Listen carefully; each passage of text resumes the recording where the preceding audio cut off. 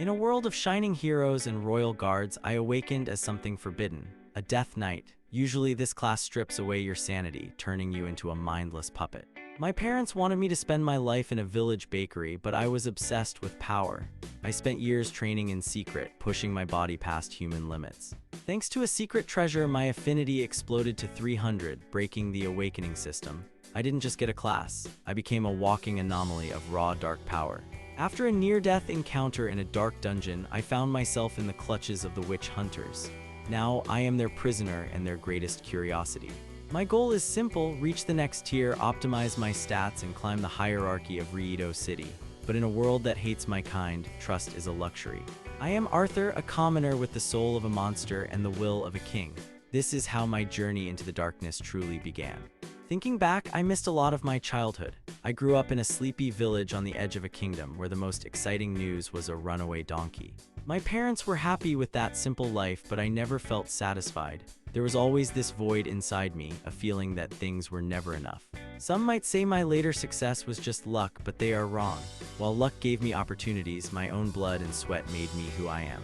Let me tell you how it all started. I was born on an autumn morning during a massive downpour, though I remember very little from those early years. Everything changed when I was 5 and met my uncle. He was a royal guard with golden armor and a title above his head that read Royal Savior. In our world, we have stats like strength and intelligence, with 10 being the average for adults. Most people are born with elemental predispositions called affinities. After a heated argument with my parents, my uncle secretly gave me a treasure called an Affinity class jewel to help me get a better class at 18. He warned me that strength is a double-edged sword. If I did not prepare my body and mind, I would just become an easy target for the powerful. That warning sparked something in me. I became obsessed with training, spending every waking moment pushing my limits to ensure I would not be mediocre. Years passed and my stats climbed far beyond those of a normal, unawakened teenager. My affinity grew rapidly, though I did not fully understand why at the time. My mother hated my obsession. She wanted me to forget my dreams and be happy in the village, even suggesting I take over the family bakery. I loved her, but I could not ignore the creeping fear of a life spent in stagnation. I knew that if I stopped now, I would never be satisfied. By the time I turned 18, I had achieved the impossible. My physical stats were all over 20, and my affinity had reached a staggering 100. On the day of my awakening ceremony, my mother kept me busy with chores, almost making me miss my appointment with the royal appraiser. I sprinted to the Lord's bastion and barely caught the appraiser before he closed shop. He led me to a glowing orb for the awakening process. I gripped my secret affinity jewel in one hand and touched the orb with the other, hoping all my years of training would finally pay off. The system went wild. Because of the jewel, my affinity was tripled to 300, triggering a series of errors as it struggled to assign a class. It tried to give me an undead class, then a knight class, before finally settling on something far more powerful. I became a death knight. Everything changed in an instant. A notification rang in my head, announcing that I had been assigned the Death Knight class. It is a class built for raw power, granting me immense physical strength and a signature skill called Dark Augment to keep me fighting. On top of that, I earned the Dark Prodigy title. It gives me a massive growth bonus to my dark skills, which is a huge advantage. Then, a violent black wind enveloped me, condensing into a black marble in my chest. I had awakened an elemental core, a rare gift for affinity holders. I could see the horror and sympathy in the appraiser's eyes. He saw my status, and he knew exactly what kind of power I now possessed. He asked for my name, and I told him I was just Arthur, a commoner. I played it cool, despite the tension thick in the air. He could have sold me to the church or the authorities, but instead, he gave me a chance. He let me go without reporting me. I opened my status page to review the damage. My physical stats were impressive for a level 1, though my intelligence and wisdom lagged behind. I gained some useful passives like Dark Sight and a basic understanding of swordsmanship, along with a core that fuels my dark abilities. The real power lies in Dark Augment and Shadow Apparition, allowing me to boost my body and teleport through the darkness itself. The appraiser noted how unusual it was for a Death Knight to have a mana core, as most are just mindless undead puppets for their masters. He explained that dark classes aren't strictly illegal, but the mentality skills that often come with them strip away a person's humanity and sanity. Since I kept my mind, I was safe for now, but he warned me to keep my class a secret from the church and the kingdom. As he left, a headache started forming. I had to figure out how to tell my parents that the Royal Academy was no longer an option. I didn't want to stay at the bakery. I craved adventure and freedom. I weighed my options between the Adventurers Guild and the Mercenaries. But the Witch Hunters Guild was the most tempting. They deal in the shadows and would let me grow my dark mana in secret. The problem is they only accept the strong. I am powerful for my level, but still too weak compared to higher tier class holders. I formed a plan: get a sword, sneak into the local dungeon to level up, and then make my way to the city of Rieto. But as I looked up, I saw my mother staring at me from the bakery door. Now, step one was simple: survive my parents. After I told my parents about my awakening, a heavy silence fell over us. They were stunned, finding the truth almost impossible to believe. My father finally spoke, blaming my uncle for giving me that stone. He believed it robbed me of a knight class and a future as a royal guard. Seeing the disappointment on his face hurt, but I knew he was more upset with himself and my uncle than he was with me. My mother tried to be practical, telling me I should just help out at the family bakery starting tomorrow. To her, that was the only solution. But I could not accept that. I told her I have felt restless my whole life and that I needed to do something more, anything at all. This sparked a heated argument. She reminded me of the sacrifices they made for me, but I insisted that following my dreams was the only way to repay them. I ended up under house arrest, shut away in my room. But instead of brooding, I grabbed my wooden practice sword and started training relentlessly. For an entire week, I did nothing but swing that sword, focusing every waking moment on improving my swordsmanship while keeping my other skills secret. Eventually, my parents came back. They had changed their minds and decided to let me follow my dreams as long as I kept in touch and stayed safe. The morning I left, I found a surprise on the table: money, food, leather gear, and a real bastard sword funded by my parents' life savings. A letter from them explained why they could not say goodbye in person. They did not want the pain of watching me leave to stop me from going. When I touched the blade, I bonded with a tier 2 dark-aligned bastard sword. It was the perfect tool, designed to respond to my specific dark mana. I headed straight to the dungeon checkpoint in my hometown of Rolla. The guards there were cynical, having seen too many unprepared kids get slaughtered. The guard was surprised to find I actually had a combat class. He let me through, though he forgot to warn me about the issues with the current boss. Once inside, I realized the dungeon was pitch black. Torches were useless here, but thanks to my elementary dark sight, I could see everything perfectly. I soon encountered a group of goblins. I wanted to test my raw strength first, so I attacked without using any of my active augment skills. My blade cut through the first few goblins with ease, but my overconfidence cost me. A hobgoblin scout slipped past and stabbed me deep in the back. Enraged and bleeding, I stopped holding back. I activated my tier 4 skill, Dark Augment, sending a surge of dark mana through my entire body. The power was intoxicating. My wounds closed instantly, and my sword and armor were enveloped in a menacing, deep black smoke that hummed with energy. I moved like a rampaging dragon, closing the distance in a single step and cleaving the rogue goblin and its weapon cleanly in half. The victory pushed me to level 3 as a Death Knight. I even unlocked a new skill called Novice Lifespan after my constitution hit 50. With my new power and a sense of purpose, I decided to grind through the rest of the dungeon before taking on the boss myself. As I pushed deeper into the dungeon tunnels, I noticed the rocky walls darkening. It seemed the closer I got to the center, the deeper the color became. I didn't want to rush the boss, so I decided to circle the perimeter first. Clearing every monster for maximum experience is just how I roll. Most of the goblins were easy fodder, but then I hit a wall. I ran straight into a well-equipped war party led by a massive hobgoblin brute.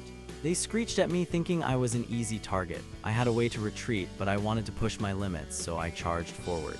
I activated my Dark Augment and rushed in. My blade sliced through the brute like butter, though he managed to dodge just in time to survive. The brute played it smart, using his minions as meat shields. I leaped onto a wooden shield, slashing wildly at the panicked goblins below me. Suddenly, my vision was forced toward the brute. His eyes glowed a dull red. He had used a taunt skill, catching me completely off guard. While I was distracted, the other goblins swarmed me. I managed to kill a few with a horizontal slash, but I took several nasty cuts. I focused on the brute, stabbing him through the heart, but in a final act of defiance, he punched me square in the chest, sending me flying. I hit the wall hard, spitting blood. My ribs were broken, my augment snapped, and my mana core was nearly empty. Worst of all, my sword was gone. The remaining goblins grinned, knowing I was weaponless and wounded. It looked grim, but I had one last trick up my sleeve. I poured the last of my mana into Shadow Apparition. I dissolved into smoke and reformed instantly beside my sword, pulling the blade free. Without my augment, I was slower, but my base stats as a Death Knight were enough. I crippled the goblins and finished them off one by one. Then came the reward. I hit level 4 and reaching 50 strength granted me perfect physique, optimizing my body for the art of swordsmanship. As the adrenaline faded, I realized my tier 1 core couldn't sustain a tier 4 skill for long. I needed a way to recover mana faster. I experimented with the ambient dark mana in the air. After several failed attempts, I discovered a vacuum technique that pulled the energy into my core. The surge of mana healed my broken ribs almost instantly. In the process, I unlocked the meditation skill, allowing me to recover while stationary. I spent a few more hours clearing the area, taking down fire-wielding brutes and a cunning rogue. By the end, I hit level 6. Reaching 50 dexterity gave me the flexibility skill. It felt underwhelming compared to my other abilities, but I kept moving toward the boss room. At the entrance, I found a group of 4 people in leather cloaks and triangular hats. My heart sank. They were witch hunters. I tried to introduce myself, though being a Death Knight made it awkward. They were surprised to see a kid alone and blood-soaked in a dungeon. They warned me that the boss, a goblin shaman, had slaughtered 5 previous parties using dark mana. They were the only ones left to stop her. I saw an opportunity and lied, claiming I had always dreamed of joining the witch hunters. I offered my night vision skill to help them. They thought I was insane for wanting to join their band of misfits, but they whispered among themselves, weighing the value of my rare skill. Finally, the leader looked at me with a smirk. "Good news, kid, you are in." Now it was time to face the shaman. I found myself facing a strange group of witch hunters. Their guild was famous for taking anyone who could fight, even prisoners, thanks to church endorsement. First there was Melinda, a lithe tier 2 archer, and Barnold, a silent, mace-wielding brutal marauder. They seemed professional, if a bit eccentric. Then I met Nestor, a kind, white-bearded, corrupted life mage of tier 3, and Garrett, the boisterous party leader and a tier 3 bulwark. When it was my turn, I kept my class a secret. It was too rare to reveal just yet, though I mentioned my passion for swordsmanship. I told them about my night vision, flexibility, and perfect physique. Garrett was impressed that I had already reached 2 milestones in my first tier. The plan was simple. I would scout ahead while the veterans handled the combat. I wanted to prove my worth, but I accepted their caution. Peeking into the boss chamber, my blood ran cold. A goblin shaman stood there, controlling giant undead bone lizards with strings of dark mana. The sight filled me with a mix of terror and jealousy. The shaman's mastery over dark mana was far beyond anything I had ever seen. I reported back, keeping the dark mana a secret. The party whispered their strategy in private, as high-tier skills are always kept closely guarded. The battle erupted with an explosion of magic. Nestor's life orb melted one lizard, while Barnold and Garrett clashed with the remaining beasts. But the shaman was formidable. It shielded itself with dark mana and launched rotting bolts that began to decay Barnold's shoulder upon impact. Suddenly, the shaman empowered a lizard with a black mist. The creature grew massive and feral, slamming Garrett into a wall with a powerful tail. With their shield gone, the party struggled. Barnold's mace could not scratch the beast, and the shaman's barrier simply absorbed the dungeon's ambient mana. I watched in horror as Nestor exhausted his mana. The shaman seized the moment, launching a lethal black bolt directly at the exhausted mage. I could not just stand there. I activated my core at a terrifying speed, rushing forward to intercept the bolt with my own dark power. I told the shocked party to fall back. To win, I had to do something insane. I pressed my hand against the shaman's shield. Instead of attacking, I began absorbing the shield's mana into my own core. It felt like a dam breaking inside my body, overwhelming me. The shaman retaliated, tearing my body apart with spells. But the massive flow of mana healed me instantly, creating a cycle of agony and regeneration. My veins glowed black and my blood felt like lava. Just as I reached my limit, the shield finally shattered under the pressure. With one final burst of energy, I used Shadow Apparition to teleport above the shaman and impaled the creature, ending the fight. I collapsed, completely drained. A remaining bone lizard lunged for the kill, but Garrett appeared just in time, blocking the blow with his shield. As Nestor dragged me to safety, I felt the world fading. I had proven my strength, but the cost had been nearly everything. I woke up groggily to the sound of birds and a trickling stream. As my vision cleared, I saw several figures standing over me. It was Melinda. As my memories returned, I realized just how much trouble I was in for misleading the Witch Hunters Guild. Garrett stepped forward with a stern look. He demanded an explanation, warning me that my rare class would not save me this time. I leaned against a tree and thought it over. I had fought alongside these people, and I had to decide if I could trust them. Lying would only destroy any trust I had left. The only way forward was the truth, even if it meant risking everything. I admitted that I had a dark-aligned class. Garrett nearly drew his blade, but Melinda and Nestor stopped him, insisting I explain. I explained that a system error gave me this class. Luckily, I had no mind-altering skills, meaning I would not go insane. I revealed my class as the Death Knight. Nestor was shocked to hear it was a Tier 4 class scaled down to Tier 1. I explained that it was the only physically focused dark class a living person could receive, leaving the system with no other choice. When asked about my goals, I confessed that while I wanted the Royal Academy, the guild was now my best hope for acceptance. Garrett agreed to take me to Riedo City for a full appraisal. I would be their prisoner for now, but I had a chance. As we prepared to leave, Nestor asked about my progress. I finally opened my system notifications to see the results of the battle. I had reached level 23, my stats had nearly doubled, and the sheer increase in power felt incredibly satisfying. My dark augment and meditation skills had grown significantly. Taking a massive risk with the barrier had clearly paid off in the end. Then I saw my clear award, the Undead Komodo Talisman. It was a soulbound growth item, something as rare as a phoenix feather. I asked Nestor about the summoning description. He warned me that because it did not say tame, the creature might be wild at first. However, he noted that a mana-based summoning item was worth a castle, and taming the creature would give me a powerful ally. With that, we packed up the camp. I climbed into the rickety cart, preparing myself for the long journey to Riedo City. As the carriage rolled forward, the familiar sights of my hometown, Rolla, came into view. I was curious why we were stopping here instead of heading straight to Riedo.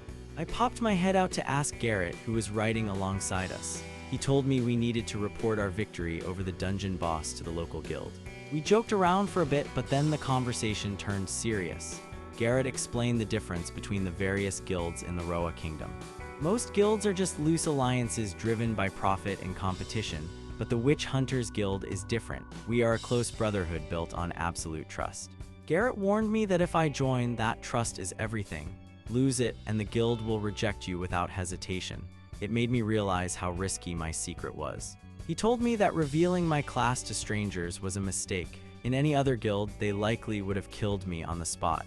I need to be more careful. I thought about visiting my parents, but I couldn't bring myself to do it. Telling them I was practically a prisoner wouldn't exactly go over well with them. While I stayed in the cart, Garrett went inside the local Adventurers Guild. From his perspective, the place was gaudy, run by merchants who cared more for gold than strength. Garrett reported the Pseudodrake as a Tier 3 monster to secure higher compensation, but he intentionally kept my involvement and the Goblin Shaman a secret. He didn't want to sell information about a potential new member. He saw my potential and decided I was a risk worth taking for the Witch Hunters Guild. When the guild master tried to poach him with a new contract, Garrett shut him down with a burst of bloodlust, forcing the man to just sign the papers. Once we hit the road again, Nestor began teaching me about stats. He explained that intelligence and wisdom are crucial to effectively utilize physical strength and speed. Following his advice, I dumped some of my free points into my mental stats. I didn't want my skill progression to lag behind during our long journey. The next few days were a blur of bumpy dirt roads and card games with Melinda. Nestor kept me entertained with bizarre facts about monster mating habits. The nights were spent in a tent I had to set up myself. Honestly, fighting a shielded goblin was easier than dealing with those frustrating poles and canvas. Every evening, Garrett put me through my paces in swordsmanship. He spent most of the time beating me, claiming I had no form and was just swinging blindly. Despite the bruising, I looked forward to the formal training I'd receive at the guild. I also spent an hour each night meditating to refine my dark powers. Since I was technically still a prisoner, I didn't have to stand guard, which gave me plenty of time to focus on my growth and recovery. Eventually, we veered off the main road and arrived at Renala Village. Garrett immediately split us up to handle various tasks for the night. Barnold went for herbs, Melinda went scouting, and Nestor went to gather rumors. As for me, I was tasked with helping Garrett secure rooms at the inn. As we settled in, I took a moment to review my progress. I've reached level 23 as a Death Knight, and my affinity is growing rapidly. I asked Garrett why he sent everyone running the moment we hit the village. It felt like we were preparing for war, not a simple visit. He explained it is standard procedure. In small villages, you never know what is happening. Proper reconnaissance prevents ambushes, and he told me to get used to it. As we reached the inn, Garrett's demeanor shifted. He told me to stay quiet and watch how witch hunters handle themselves. He looked sharper and more serious. He burst into the inn as if he owned the place. The locals went silent, clearly intimidated by our reputation as mean sons of bitches. Garrett shouted at them to speak up if they had a problem with witch hunters. The tension in the room became thick enough to cut with a sword. Then, with a sudden grin, he offered them free ale. The atmosphere shifted instantly, and the villagers were more than happy to risk talking to us now. Later, Garrett explained the trick. By scaring them first and then relaxing them, people are more likely to give honest answers than if you are just polite. Watching them joke around made me feel out of place. I spent my entire childhood training for this cursed class, missing out on how to actually socialize. I started thinking about my dark affinity. I wondered if my obsessive pursuit of strength was actually my own choice or just a result of my nature. I asked Garrett if effort is wasted if you realize you didn't actually want the goal in the first place. I felt lost in my own head. Garrett told me it is never too late to switch paths. He shared a story about a merchant who became a bookstore owner to find true happiness. He told me to stop asking why I wanted things in the past and instead ask what I want now. His words gave me a new sense of peace. I decided my new goal would be to seek strength without abandoning others or myself. It felt like a more fulfilling path for my future. Garrett noticed my mood and suggested I check on the others. I headed out to find Nestor, hoping his bald head would be easy to spot. I found him trapped in a conversation with a talkative farmer. Nestor looked relieved to see me, practically dragging me away to escape the chatter. We headed to visit Barnold and his friend Nora, an herbalist. Her home was a cozy, overgrown shack that fit the stereotype of her profession perfectly. Nora was energetic and welcoming, like an overexcited puppy. I noticed Barnold blushing intensely, and it was clear he held her in very high regard. I could not resist teasing Barnold about his paramour. Nestor tried to chime in with stories of their past adventures, but Barnold shut him down with a glare. After some tea and laughter, we headed back to the inn. We found Garrett completely drunk, leaving Melinda to deal with him in frustration. I spent an hour meditating to clear my mind. In a few days, we will reach Riedo, the city of opportunity, and I am hoping for the best. We left the village the next morning, heading toward the city of Riedo. Garrett was in rough shape with a massive headache, barely staying on his horse. Since Garrett was out of commission, Melinda decided it was the perfect time for me to learn how to ride. I wasn't exactly interested in horses. However, I figured if I could tame an undead lizard in the future, knowing how to ride a creature was a priority. I couldn't refuse the offer. Melinda's lessons were blunt: don't stand behind the horse, show confidence, and use the stirrups. Then she simply told me to get on and practice. I hesitated at first, but she reminded me that I could heal my own wounds. It hit me then how much my class changed my perspective. For a moment, I felt an intoxicating urge to rise above the average and supersede normal humans. I think my affinity makes me think like a villain. I practiced for hours, though I took a few dives into the dirt when Garrett's warhorse decided it preferred its hungover owner over me. By the end of the day, I was semi-reliable. I expected a skill for my efforts, but Nestor explained that skills aren't for basic human actions. He told me skills are for things humans cannot normally do, like generating mana or having superhuman instincts with a weapon. Riding just isn't a skill. A few days later, the massive walls of Riedo appeared on the horizon. It is the northern trade capital, bordered by the monster-infested empty forest. The skyline was dominated by wizard towers, a great cathedral, and the castle of Duke Ras, a man who earned his title through sheer strength. As we entered, I was struck by how clean and opulent the city was. Nestor explained that they use expensive enchantments to maintain the city's reputation. We headed to the Guild District, where the buildings reflected the wealth of the guilds. The Witch Hunters Guild was a bland, functional fortress. Garrett left me with the guards while the party reported to the branch master. He joked that I attract trouble like it is my actual class. While waiting, I chatted with one of the guards. He told me about retiring from adventuring to raise a family, giving me a glimpse of stability. Meanwhile, Garrett was briefing Guild Master Andros about our mission. He described the Tier 3 duo boss and the impenetrable dark mana barrier we faced. Garrett explained how I had stepped in, absorbing the barrier's mana and using a shadow leap to take down the caster. Andros was completely stunned. When Garrett mentioned my class, the guild master nearly fell out of his chair. A death knight with a conscious mind is almost unheard of. Andros was eager to see me, recognizing the immense value of my rare abilities. I had no idea the old man was currently losing his mind. Checking my status, I have reached level 23. My strength and constitution are climbing rapidly, and I am finally becoming a true physical powerhouse. I had been inside the fortress for about half an hour just waiting for the reports to end.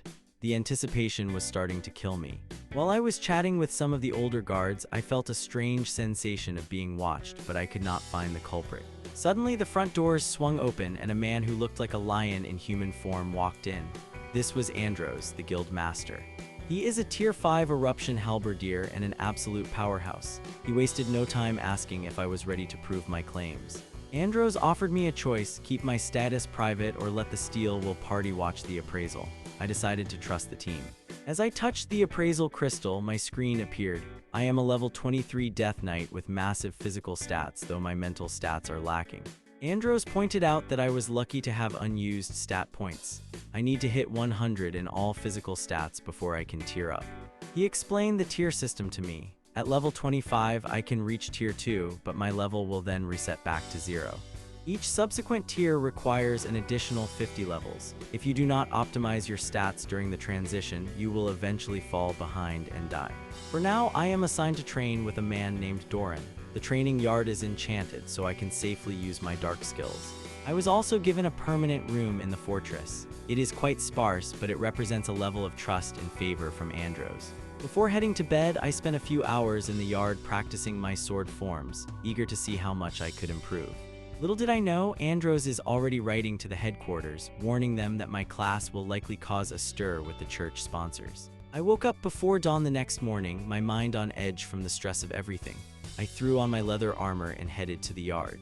The guild was quiet with only a few guards at the gates. I hoped to get some warm-up time in before my actual training began. When I arrived, I found a blonde man waiting for me. He looked barely 25, wearing white plate armor with golden accents like a storybook hero. I tried to start a conversation, but he didn't seem happy to see me. Without a single word, he drew his sword and charged straight at me. I reacted quickly, parrying his horizontal swipe with my bastard sword. He immediately followed up with a thrust at my neck, forcing me to jump back. We sized each other up for a moment before he attacked again. He almost broke my guard several times, but he always held back at the end.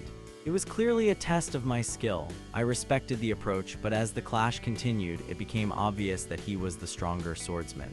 Then he raised his sword to the sky, and it erupted in a blinding white light. Suddenly, my instincts screamed that I was in grave danger. Light mana is the total opposite of my dark mana. This sword wouldn't just cut me, it was designed to erase my very existence if it connected. He charged again, and this time, blocking was nearly impossible. The light mana washed over me, burning my skin and straining every muscle in my body. He was emitting a terrifying bloodlust, making it clear he wouldn't hesitate to kill me if I failed to meet his expectations. I had to fight back. Remembering the yard was enchanted, I revved up my core. I let my dark mana flood my veins, the cold energy healing my burns instantly. My gear turned pitch black and my strength surged. I planted my feet, cracking the ground as black winds erupted from my body, covering the courtyard. With a smile, I charged forward. He wasn't intimidated at all, blocking my strike with ease. He was clearly a much higher tier than I was. I didn't let up, throwing my entire repertoire of swings and parries at him. I pushed my speed to the absolute limit, matching him blow for blow. The collisions cracked the earth and tore my armor, but I could see him starting to sweat. We fought for minutes until my mana finally ran dry. I collapsed, gasping for air and leaning on my sword. To my relief, the mysterious man sheathed his blade and marched toward me with a stern look. He asked if I was Provisional Hunter Arthur. Still annoyed by the surprise attack, I replied with a sarcastic tone, asking who else it could be. He told me I fought like a tier 4 who got his class by accident. I wasn't sure if that was a compliment or a brutal insult. He introduced himself as Doran, a tier 4 paladin and my new instructor. He admitted the guild master trusted me, but he was far from convinced. Doran believed people of my kind didn't belong in society. He told me that if I betrayed expectations, he would personally annihilate me. I was shocked by his hostility. I expected discrimination, but it was still frustrating. I told him his preconceptions were his problem, not mine. He explained his suspicions stemmed from my lack of mental skills, fearing I might develop a dangerous one upon tearing up and threaten the guild. I argued that strength is always a risk, but people are usually trusted based on their behavior. Surprisingly, he conceded that I made a good point. I joked that he had just thwarted my plans to become an evil overlord. He looked taken aback, showing a hint of guilt for his cold start. Doran admitted his methods were harsh but necessary to find my limits. He insisted that we didn't need to like each other, just work together. I agreed, secretly vowing to get strong enough to beat him one day. He then led me to a line of sturdy metal training dummies. He told me to raise all my physical stats to 96 to prepare for a strong tier up. I was happy to finally get started. He also recommended raising my wisdom to 50. He explained that wisdom helps negate the negative mental effects caused by one's mana alignment. Doran explained that dark mana fuels ambition but can obsess a person with power, while light mana brings justice but often creates self-righteousness. I stared at him, realizing the irony of his words given his behavior. After he finished the explanation, I invested my points into wisdom. As soon as I hit 50, I unlocked the mental resistance skill. I was thrilled, but Doran was surprised that I received a specialized milestone skill. Usually, wisdom grants a skill called mindset. He explained that because my mind was already flexible, the system gave me something more suited to me. He seemed to pity me for a moment, but I kept my training habits a secret. We then shifted focus to my actual skill training. Doran insisted that my Tier 1 skills must reach Tier 2 before I advance. He handed me a rigorous daily schedule that left almost no free time. From 5 in the morning until 9 at night, it was all drills, sparring, and meditation. I looked at him with newfound respect. He was just as much of a training nut as I was. When he asked if I was ready to start, I told him there was no time like the present. After meeting Doran, I decided to write a letter to my parents. I wanted them to know I had officially become a provisional member of the guild. I kept it short and sweet, telling them about the hunters who helped me and how the people in Riedo were giving my class a chance. The next day, I finally tried taming that undead lizard. Doran's advice was simple but brutal. I had to beat the creature into submission. I channeled dark mana through my amulet and summoned a bone-covered Komodo lizard. It was small, but it immediately lunged at me with open jaws. We went back and forth for a while, but the lizard wouldn't budge. I realized taming the undead was going to be a long, daily struggle. For the next week, I followed a grueling routine of swordsmanship and meditation. My skills grew steadily, though not as fast as during the boss fight. However, Doran and I hit a wall when discussing my augment skill. I wanted to push it to Tier 5, but he called me a fool. He warned me that the time required for such a leap was immense and that trying to force it could be practically suicidal. When I mentioned my augment could heal me, Doran went cold. He told me some wounds can never be healed, hinting at a dark, personal past. It made me wonder why a straight-laced paladin like Doran ended up in the Witch Hunters. I suspect he might be in exile from the church. 2 weeks later, Garrett and his party visited. We sparred, and I was thrilled to find I could actually hold my own against him now. Garrett praised my potential but warned me that the system is cruel, favoring the strong while leaving the weak behind. He opened up about the guild, explaining that it is a sanctuary for outcasts and people who have had the short end of the stick. Garrett shared his own tragedy. He was framed for theft by a corrupt captain and spent years in prison before finding a home here. Hearing his story made me realize the guild is more than just a job. It is a place for second chances, and I am happy here. After 3 weeks of training, I was on the verge of tearing up. Most of my skills had finally passed the 95% mark. Then, a letter arrived from home with shocking news. My mother is pregnant. I can't believe I am going to have a sibling in 7 months. Just as I was processing this, Doran called me for a final lesson. He explained how choosing specific skill upgrades influences our next class. He told me I would be presented with 3 options for each skill, and my choices would shape the path my future class takes. I opened my Dark Core skill and saw the options: a standard upgrade, an undead focus, or a risky overloading core. The decision is heavy, and I know it will define my growth. I decided to sleep on it before making my choice tomorrow. I spent some time worrying about my core skill, but I decided to wait. I wanted to see how my other skills tiered up first to ensure the best synergy. My meditation skill was ready for an upgrade. I had 3 choices, but one stood out as the clear winner for my current situation and goals. Minor mana manipulation was tempting, but it was too focused on magic. I didn't want to risk the system driving me mad by becoming a caster. I have officially settled on a berserker build. Between my powerful healing augment and my love for the thrill of battle, it just makes the most sense. My augment drains mana at an untenable rate. Battle meditation is essential because it lets me recover energy even while I am fighting on the front lines. I made the choice and felt a click in my mind. Suddenly, mana flowed freely into my core without the need for tedious manual control. The mental block was gone. I could now move and meditate simultaneously, meaning I could progress my skills while doing almost anything else in the world. Making decisions that shape your entire existence is exhausting. To clear my head, I headed to the training yard for some familiar company and a bit of exercise. I summoned my black-boned undead Komodo. Over the last few days, he had stopped attacking me and started trying to find gaps in my defense instead. As he napped under a tree, I started talking to him. I told him we were the same, both outcasts using dark mana and relying on brawn. I offered him a partnership. I told him we could explore the continent and find true freedom together, as long as he didn't hurt innocent people. To my surprise, the lizard gurgled and rested his head on my lap. The system prompted me to initiate a familiar contract, and I happily accepted. I named him Ravan. A new bond formed between us, allowing me to hear his distorted purring and communicate with him much more easily. After some quiet time with Ravan, I heard other hunters approaching.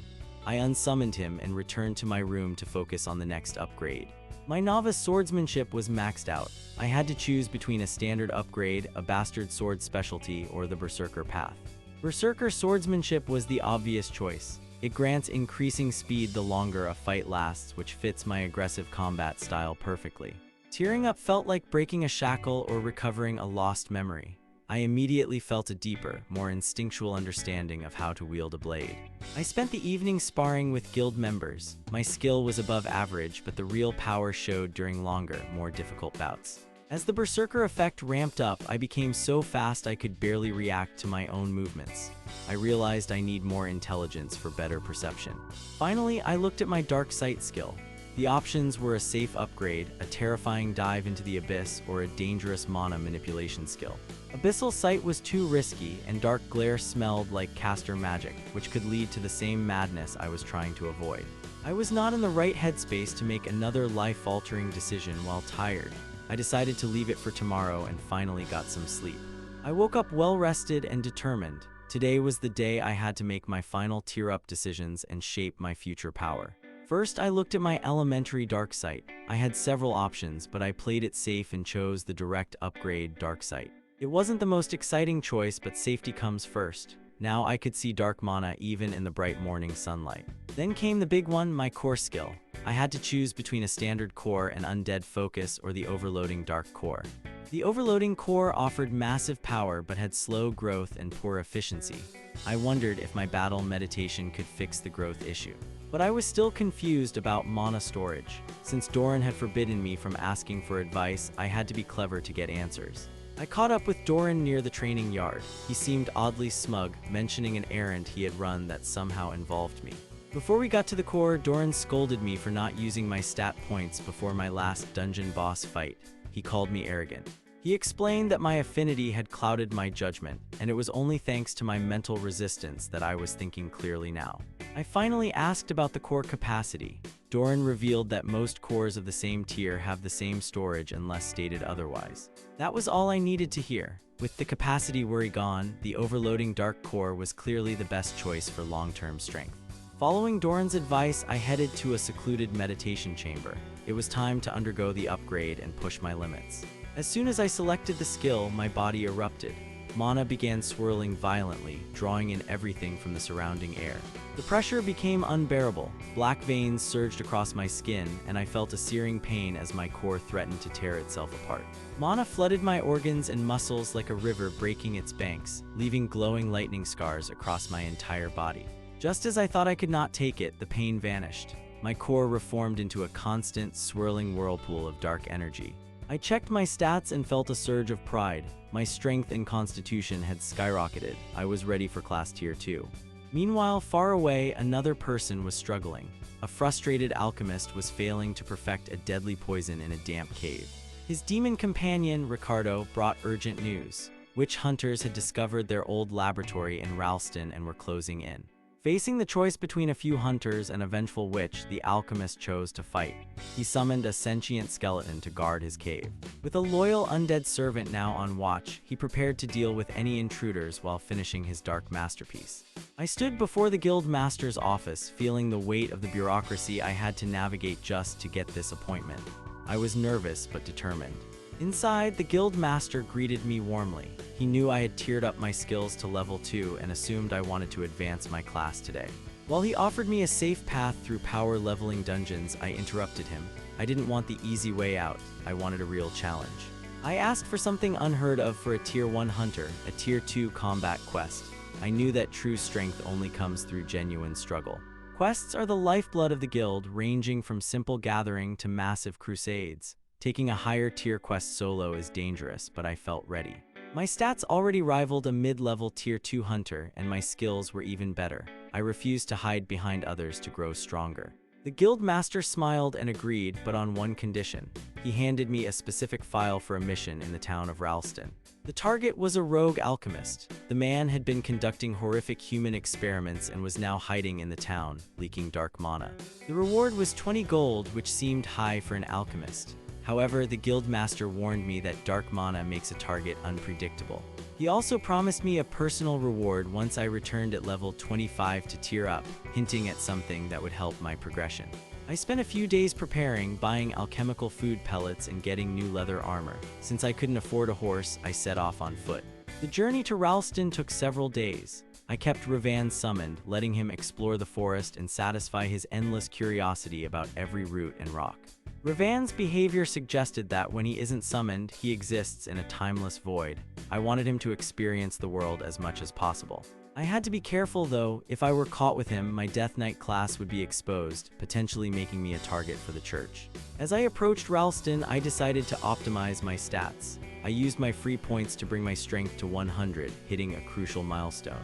This triggered an evolution in my skills. My perfect physique evolved into mana physique, allowing my muscles to slowly absorb ambient mana from the air. The transition was agonizing, with intense pain coursing through my body, but the result was worth it for the boost in mana recovery. With my strength increased and my confidence peaking, I walked through the gates of Ralston. It was time to hunt the rogue alchemist. I arrived in the town of Ralston just as they were preparing for their annual summer festival. On the surface, everything seemed perfectly normal. I met with Mayor Sertle, a man who clearly valued profit and prestige above all else. He seemed to be reading my every emotion. Sertle noted my youth and my lack of formal etiquette, likely realizing I was a commoner who awakened his class later in life. Despite his skepticism, he granted me access to the rogue alchemist's abandoned lab. I suspect he only did it to keep the citizens calm. A gruff guard escorted me to the shop. From the outside, it looked brand new, but the inside was a scene of total chaos. Toppled furniture and burn marks suggested a violent struggle. The official report said the alchemist vanished, but the evidence suggested something far worse. Under a pulled-back carpet, I discovered a hidden trapdoor. As soon as I opened it, the metallic scent of human blood overwhelmed me. My dark sight skill revealed thick black mana billowing out of the cellar like smoke. I descended into the dark, avoiding the ladder. The deeper I went, the stronger the mana became. Disturbingly, the aura of death made me feel comfortable, almost as if I were home. I eventually reached a chamber filled with cells and a horrific mound of human remains. The sheer scale of the cruelty was sickening. I felt my own power growing from the surrounding pain, and it disgusted me. I momentarily hated my class for feeding on such agony. I had to steel my resolve, remembering my parents and my goals. I swore I would never become a monster like that alchemist. I learned the mayor left the bodies there to avoid scaring away festival tourists. In Ralston, coin was more important than respect for the dead. Fuming with rage, I spent hours tracking traces of dark mana through the surrounding forest, determined to hunt the murderer down. My companion Ravan eventually alerted me to a hidden cave. I crawled through a narrow passage, barely making it to the other side. Suddenly, I was ambushed. An axe cleaved deep into my arm before I could react, forcing me to use my augment skill to heal. I quickly countered the attack, impaling the skull of a skeletal warrior. Ravan helped me finish it off as the creature collapsed into dust. Seeing the skeleton, I realized the alchemist was recycling the victim's bones for his experiments. I finally found the bastard, and he will pay. After the fight, I took a moment to meditate, using my augment to heal my wounds while passively gathering mana through my muscles. Ravan seemed restless, almost invigorated by the ambient dark mana of the cave, pacing around the bones of our defeated enemy. As I pushed deeper into the tunnels, Ravan scouted ahead. The path felt too deliberate, like I was walking straight into a trap. I kept my augment active at 25% power, ensuring I could handle any sudden confrontation without taking critical damage. Ravan eventually stopped me, pointing toward a nearly invisible line on the floor. It was a perfectly camouflaged pressure plate. I looked at Ravan and wondered if he felt any fear. Being semi-immortal, he was the perfect tool for clearing these traps. The path became a nightmare of pit traps and stalagmites. Ravan was incinerated, crushed, and skewered several times before I summoned him back. He didn't seem to mind the pain, which was a relief. We eventually reached a mid-sized chamber where 10 skeletons waited. Most were poorly equipped, but one stood out with a massive two-handed hammer shimmering with a mysterious blue enchantment. I tried to end it quickly with a shadow apparition, but a blue shield flickered into existence, blocking my strike and alerting them. I quickly retreated to the entrance. The hammer wielder was different from the others, showing a level of combat awareness that concerned me. As the 9 weaker skeletons charged, I commanded Ravan to stay back. I needed to save my strength for the real threat. I spun my core faster, boosting my augment. With the extra power, I parried and countered, dismantling the fragile skeletons one by one. The hammer wielder finally joined the fray. We circled each other, his massive weapons swinging with surprising speed, nearly taking my head off.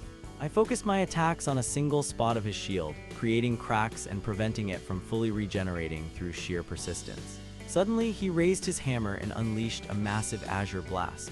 I apparated away just as a wave of mana tore up the stone. The attack drained his enchantment, leaving him vulnerable. I appeared beside him and lopped off his head in one clean strike. The victory pushed me to level 24 as a Death Knight. I recovered the hammer, which was now inert but still valuable. The fight left me shaken. If a mere servant was that powerful, I could only imagine what the necromancer had waiting for me. I considered returning to town for help, but I refused to be a coward. My affinity gave me an edge I couldn't waste. Deep in the caves, I overheard the necromancer joking with a small winged demon about monologues. The lack of empathy was sickening. I tried to ambush him, but a runic alarm triggered the moment I entered the room, bathing the chamber in a crimson light. The necromancer noted my resilience to the death mana in the air, claiming a typical tier 2 warrior would have collapsed. He revealed he was crafting a concoction for a colleague, before unleashing a terrifying spell from his tome. Seeing the dark mana congregate, I knew this spell would be devastating. Ravan and I charged forward, determined to end this. I charged the necromancer, cracking the stone floor beneath me. I held back my shadow apparition, wanting to test his defenses before using my trump card. He didn't make it easy. With a shout and a flick of his tome, he cast Mass Raise Undead, summoning 50 skeletons from the dirt. Most were weak, but 2 stood out. One was a wizard with a glowing red staff, and the other carried a frighteningly expensive greatsword. While I dealt with the horde, my familiar Ravan got into a chaotic brawl with a cherub demon named Ricardo, looking more like a cat fight. Knowing the secret of my dark affinity would soon be out, I used my apparition to strike the necromancer from above. But my blade passed right through him. He turned into a hazy black smoke, using a defensive skill that kept him just out of reach. He started rambling about a betrayal and some woman who tricked him, but I didn't let him finish. It was time to get serious. I pushed my core to the limit, combining battle meditation and my mana physique. My sword turned pitch black, surging with raw, dark power. He countered with death magic, firing gray orbs that turned everything they touched into ash. I had to deflect them to stay alive. Then the wizard skeleton launched a giant fireball. It was slow, but it was homing in on me, limiting my movement in the chamber. I quickly killed the caster and orchestrated a plan. I took out the demon baby and commanded Ravan to detonate the fireball into the horde. The resulting explosion rocked the cave and wiped out most of the skeletons. I finished the survivors with a flurry of precise strikes. I noticed my mana was holding up much better than before. My new core was far more efficient, especially in this mana-rich environment. The necromancer laughed, revealing his shadow cloak. As long as his tome supplied him with mana, he was completely invulnerable to my attacks. He thought he was untouchable, but I have my own ways of cheating. I lunged forward and grabbed the tome itself. I began forcibly absorbing the mana from the book, triggering a massive overload. We entered a desperate struggle of mana input and output. My body reached its limit just as the tome did. It detonated in a wave of dark energy, completely incinerating my hand in the blast. Using the lingering dark mana, my arm slowly regenerated. Overloading is a dangerous, situational gamble, but it was the only way to win. The necromancer lay defeated, missing an arm. He mocked me for destroying a priceless artifact, but he was barely clinging to life. He revealed the truth about the Dark Caster's curse. His skill, fixated insanity, had forced him to value artifacts over human lives. He warned me that the system decides our fate and that no one escapes their chains, mentioning a man named Helios who only found a gilded cage. As he breathed his last, I took his head. I don't believe in inevitable fates. I'll break my chains no matter what the system says. I kicked the necromancer's body one last time and took his head as proof. I didn't find much at his station, just some simmering blue liquid.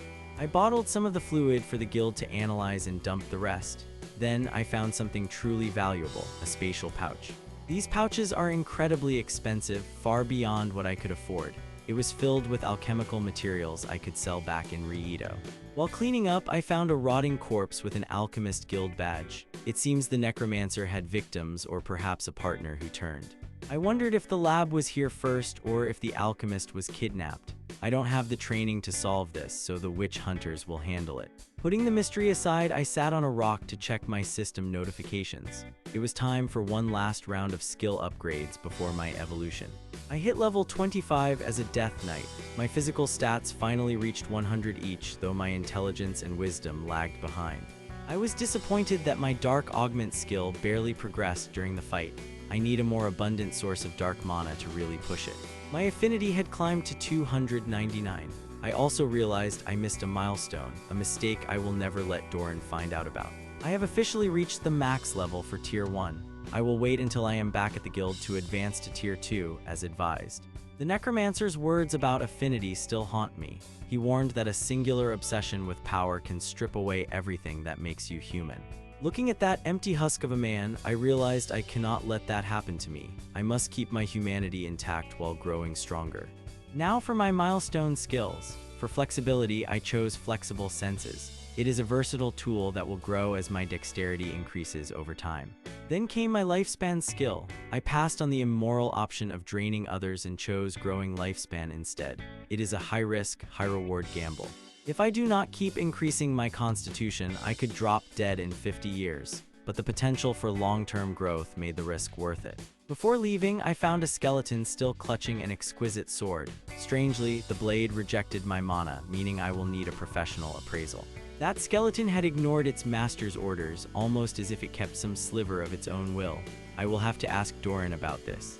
I wrapped the sword in rags to avoid attracting bandits and grabbed a fire staff from another skeleton. I stored everything in my new pouch. I could not just leave these people to rot in a cave. I will convince the mayor to help me give them a proper burial. I summoned Ravan, grabbed my enchanted hammer, and stepped out into the sunlight. Ralston was on the horizon, and I was ready for the mayor. I dropped the necromancer's severed head right on the mayor's desk, blood splashing across his precious documents. He looked at me in absolute shock. I wasn't in the mood for pleasantries. This man tried to cover up the deaths of his own people, and I demanded the victims be buried properly. But the mayor had different priorities. He claimed the upcoming summer festival was too important to disrupt with a mass funeral. He cared more about revenue than respect. I leaned over his desk, staring him down. I told him he could either pay for the funerals himself or I would reveal everything to the town. He tried to threaten me with his authority and my status as a probationary member, but I knew the guards wouldn't side with him over their dead families. Defeated, he threw a bag of coins at me and told me to leave. He vowed never to hire my guild again, but I didn't care. I decided to stay in Ralston for a few days to ensure the funerals happened. I even visited a tailor to buy the customary black attire. As I walked the streets, most people thanked me for stopping the killer. A few greedy merchants complained about lost profits, but the locals chased them off. While heading to the tailor, a young, ragged boy named Michael ran into me. He was sobbing, begging me to help him find his missing father. I froze. I wanted to reassure him, but the truth was devastating. I knew his father wouldn't be found alive among those horrors. He had nowhere else to go, so I agreed to look for clues. He led me to a dilapidated shack on the outskirts of town. Inside, we found a study filled with magical texts and a glowing copper artifact. I found notes on fire magic and a skill called Heat Mark. When Michael told me his father was a Tier 2 fire mage, my stomach twisted. I remembered the fire-wielding skeleton I had destroyed in battle. I sat the boy down and told him the truth about the necromancer. He listened in silence, tears streaming down his face as he processed the loss. I reached into my spatial bag and handed him the fire staff I had recovered. I told him his father would want him to have it. That night, I stayed on his porch, reflecting on the cost of survival.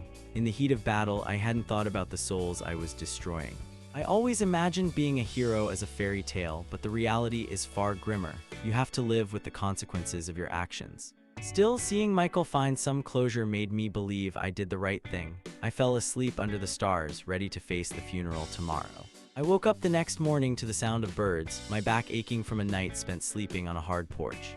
Inside, I found Michael still clutching his father's staff, his eyes swollen from crying. I gently woke him, reminding him it was funeral day. Over a simple breakfast of bread and dried meat, Michael told me his dream. He wanted to join the Witch Hunters Guild to stop others.